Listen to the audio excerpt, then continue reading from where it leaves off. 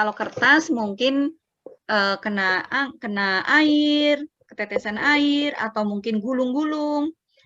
Ini artinya kita butuh perawatan yang ekstra untuk memelihara barang media yang sederhana itu tadi, yang tadi makalahnya disampaikan oleh kelompok yang kedua kalau nggak salah ya Pak. Nah, ketika kita buat menjadi produk yang soft-file, ini siapa nih yang berisik? Bentar, saya lihat dulu. Tempatnya Mas Amin kali ya. Mas Amin putranya rewel ya Mas Amin. Putranya Mas Amin rewel, maksudnya murid-muridnya kali ya. Nah, ketika saya foto-foto gitu kan jadi lebih awet lagi ya. Kalau file itu bisa saya cari ya, kalau file itu bisa saya pelihara gitu. Nah, berarti media yang sederhana itu tadi pemeliharaannya itu lebih rumit sebetulnya. Karena butuh tempat yang khusus ya, semacam mungkin kayak gudang atau apalah ya. Mungkin kalau rumahnya besar sih bisa dipajang-pajang gitu ya. Tapi kalau rumahnya kecil kan jadi di gudang karena ditumpuk-tumpuk pula gitu ya, jadi rusak. Nah, kalau soft file itu lebih bunyi. Bunyi itu bahasa Sunda ya, bahasa Jawanya itu lebih primpen gitu. Tetapi kelemahannya ketika file itu hilang, dia akan hilang pula. Nah, kesalahan kita dulu itu kita kurang memanfaatkan juga nih yang namanya media tempat penyimpanan seperti kalau sekarang mungkin Google Drive, mungkin Cloud dan seterusnya. Nah, kalau di Google Drive juga nanti ada masalah di mana data kita terlalu banyak, maka akan penuh. Maka solusinya kita harus menambah space atau ruang. Makanya sekarang kalau kita cari gratisan juga tidak aman ya, tidak jaminan data-data kita ini akan kecuri juga atau kebobolan juga. Makanya cara pemeliharaan ini juga harus dengan cara yang safety. Safety ini misalnya kita pakai yang berbayar. Di sini mahasiswa ada nggak yang sudah pakai berbayar misalnya nyimpen di cloud atau di drive dengan berbayar sudah ada? Halo? Belum ya? Ya, harusnya kalau datanya banyak ya, sekiranya banyak, cari yang berbayar. Karena kalau yang tidak kan terbatas dan riskan gitu ya. Saya juga menyesal data-data saya banyak banget yang hilang, apalagi karya-karya ilmiah itu di tahun-tahun di mana 2 laptop saya itu ambrol, itu kita nggak bisa menyelamatkan karena saya kurang nurut dibilangin supaya disimpan di cloud atau di itu ya. Saya nggak juga karena kesempatan yang kadang-kadang nggak sempat gitu. Nah, sekarang cara penyimpanannya seperti itu. Kita membeli space. Kemarin saya juga baru beli nih, bercerita.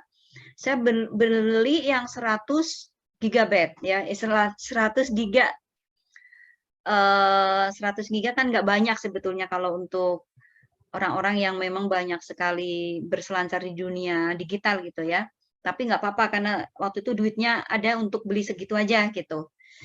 Ternyata kita aman, nyaman, kita nggak khawatir data kita kebobolan, nggak khawatir juga, aduh dulu kan dikit-dikit lihat ngintip, space-nya tinggal sedikit, tinggal sekian persen gitu ya. Belum lagi nanti kalau data-data hilang. Nah, ini juga salah satu antisipasi agar data-data kita, agar sumber-sumber yang kita miliki, sumber belajar, media, dan seterusnya itu aman. Nah, jadi tadi pemeliharaan media itu sampai ke ranah itu. Kalau yang sederhana tadi itu yang manual, yaitu dia memang riskan, dia memang berpotensi termakan oleh oleh ruang dan waktu ya. Kalau ruangannya nggak kondusif ya berarti dia akan mudah lapuk. Kalau waktunya semakin lama ya semakin lapuk juga kalau bahannya itu memang bahan-bahan yang bersifat fisik seperti itu tadi. Begitu ya. Makanya itu kelebihan dan kekurangannya seperti itu. Ada yang mau menambah lagi? Silakan. Ada yang mau menambah? Ayo, saya tampilkan semuanya biar kelihatan. Mana yang tidak on cam, mana yang sudah keluar. Ya, silakan ada yang mau menambahkan? Baik, Bu. Oh ya, silakan. Terima kasih. Assalamualaikum warahmatullahi wabarakatuh. Waalaikumsalam warahmatullahi Waalaikumsalam wabarakatuh. warahmatullahi wabarakatuh. Pada Bu dosen dan teman-teman yang saya hormati, alhamdulillah saya bisa on ya hari ini. Mohon maaf mungkin kemarin banyak tidak muncul di layar. Iya, ini saya munculkan. Kalau saya melihat dan mengamati beliau Bu dosen ini memang luar biasa dalam konteks pengembangan diri beliau ya, karena saya paham beliau dalam penguasaan yang berbasis IT ini nampaknya beliau sudah melakukan lompatan yang luar biasa. Sehingga pada saat nanti tesnya itu nanti membuat produk yang nanti dari berbasis IT, mungkin sekali ini saya mohon maaf Bu dosen, saya tidak bisa mengimbangi kemampuan jenengan begitu ya, dan teman-teman yang mahasiswa ini. Oke, Bu dosen, ada beberapa hal yang ingin saya sampaikan. Pertama, bahwa fungsi media adalah bagaimana mengefektifkan, mengefisiensikan sebuah pelaksanaan pembelajaran sehingga mempunyai nilai manfaat atau nilai keberhasilan yang cukup tinggi. Era disrupsi ini tentunya telah membawa kita, para akademisi, para guru, untuk mengejar kompetensi bagaimana pemanfaatan media ini bisa lebih efektif, apalagi pembelajaran daring ini sangat menuntut untuk kemampuan penggunaan media online atau ICT ini. Saya pernah membaca sebuah literatur ya mengatakan bahwa pembelajaran tanpa adanya sentuhan fisik, psikologis dari guru ini mungkin secara pengetahuan bisa tertransfer, tapi dari sisi sikap atau sisi yang lain mungkin akan mengalami hambatan. Nah, ini bagaimana meminimalisir itu terkait dengan sudah masifnya penggunaan media ICT ini, Bu dosen. Mungkin itu, terima kasih. Maturun. Assalamualaikum warahmatullahi wabarakatuh. Waalaikumsalam warahmatullahi wabarakatuh. Pertanyaan yang sangat bagus ya. Ya, jadi pada awal-awal pandemi ya, mungkin pertengahan bahkan sekarang juga masih ada orang yang berpikiran bahwa pembelajaran dengan hanya menggunakan teknologi atau daring gitu ya, memang banyak kelemahannya, antara lain dari sisi kontrol emosional gitu ya, emotional control gitu. Bagaimana mungkin kita akan, terutama yang anak-anak ya, kalau yang mahasiswa seperti ini saya dengan mudah ya, ada yang tidak on cam saja langsung saya tegur, ayo on cam, ini ada enggak? Ini kan salah satu sentuhan emosional saya dan salah satu bagian dari pendidikan karakter ya, dimana ketika kita bicara, kita berhadap-hadapan meskipun kita di dunia virtual, tapi kita seolah seperti bicara betul-betul berhadapan. Makanya saya selalu menyampaikan, perlihatkan wajah gitu ya, biar saya terlihat, saya yang manis, saya yang cantik ini dilihat gitu loh. Memuji diri sendiri ya. Ya maksudnya semuanya gitu. Bagaimana dengan anak-anak yang mereka penggunaannya saja masih terbatas gitu ya. Kan yang ditanyakan secara umum. Nah, caranya, antisipasinya tentu saja dengan berbagai strategi. Salah satunya ya yaitu tadi kita mengoptimalkan dialog, bagaimana kita di ruang virtual seperti seolah-olah kita betul-betul di ruang yang nyata, bukan di virtual gitu. Dulu pada waktu awal sekali pandemi, bahkan belum pandemi, saya kan sudah mengajar di UT ya, di Universitas Terbuka, itu kan sudah menggunakan moda online juga, sering online. Jadi di Unuga di mana-mana belum pakai, kita udah pakai juga. Saya sudah sering menyampaikan begini, ketika mahasiswa praktek dia mengajar gitu, gunakan dialog-dialog seolah-olah anak-anak itu ada di depan kita. Misalnya, dialog yang sederhana. Ayo tolong Mas Ahmad, ambil itu yang ada di dekatmu itu. Ayo coba, gimana rasanya?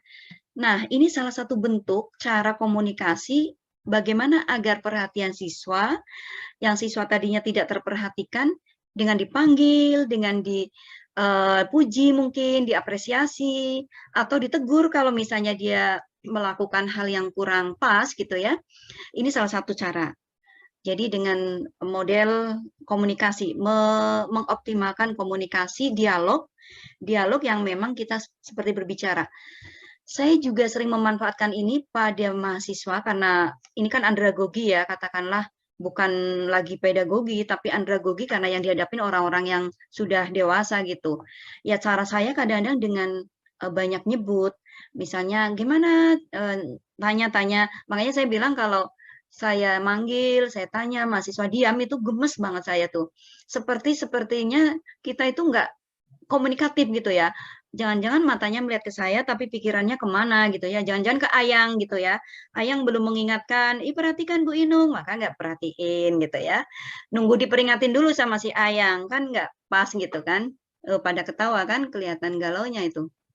Nah, makanya dialog ini penting sekali untuk mengantisipasi itu. Itu yang pertama. Yang kedua, kita memang perlu sekali tempo ada untuk meminimalisir ya. Jadi sekali tempo yang namanya pertemuan fisik itu sangat penting.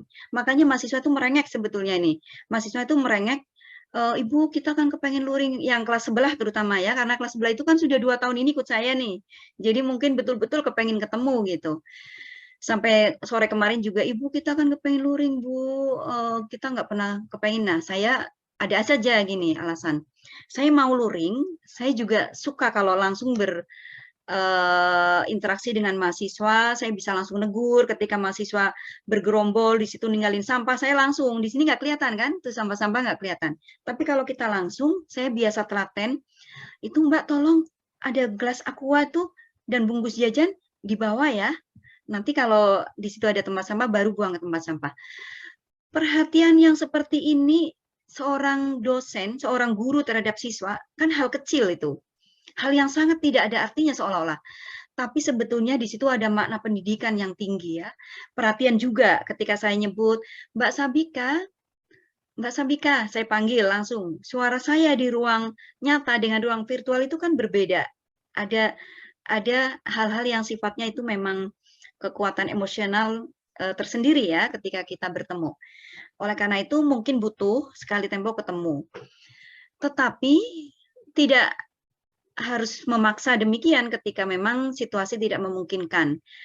Caranya itu tadi. Atau saya juga bisa memanfaatkan situasi misalnya di grup ya, di grup WA kadang-kadang saya gunakan apa itu namanya suasana ya di mana tuh seperti dialog gitu ya. Seperti hubungan karena sebetulnya guru dengan siswa, dosen dengan mahasiswa itu kan ibaratnya keluarga kedua setelah di rumah ya. Jadi kita harus mampu menciptakan suasana itu. Saya buat seolah kita ini memang keluarga gitu. Jadi saya biasa menyebut juga dengan mahasiswa dengan panggilan-panggilan sayang gitu ya. Maksudnya biar kita itu memang betul-betul secara emosional itu terbentuk ikatan yang bagus gitu. Itu dengan sentuhan-sentuhan itu bisa juga.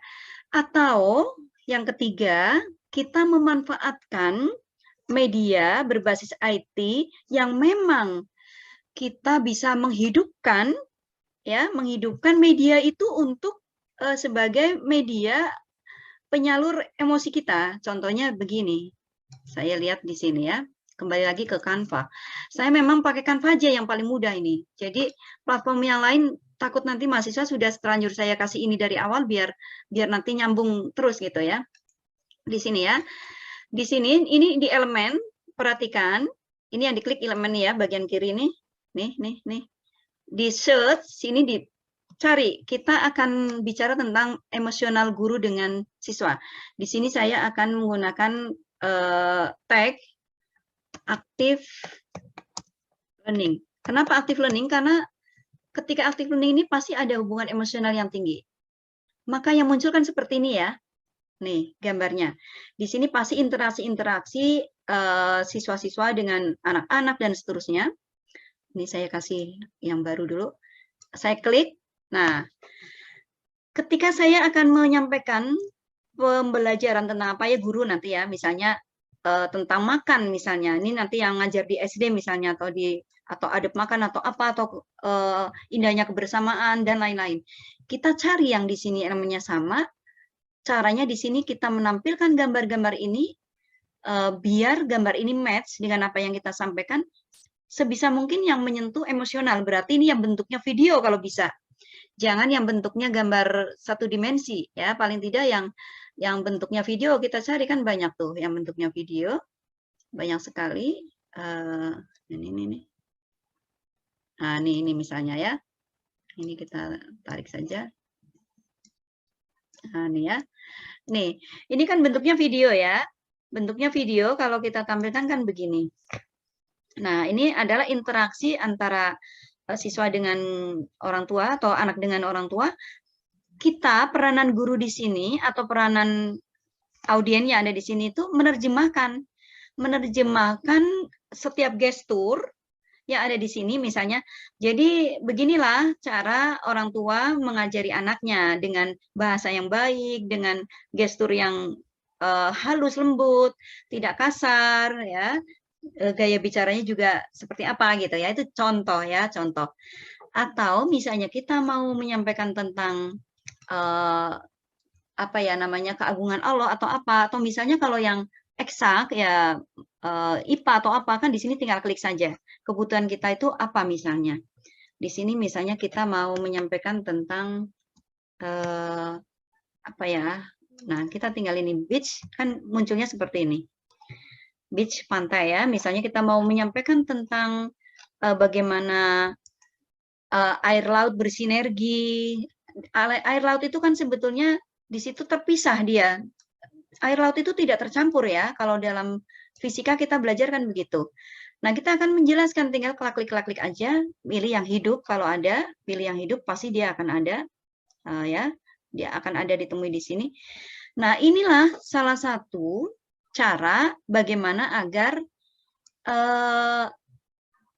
yang tadi hilang itu emotional loss, ya, emotional loss, emosi yang hilang, atau mungkin pedagogis loss, ya.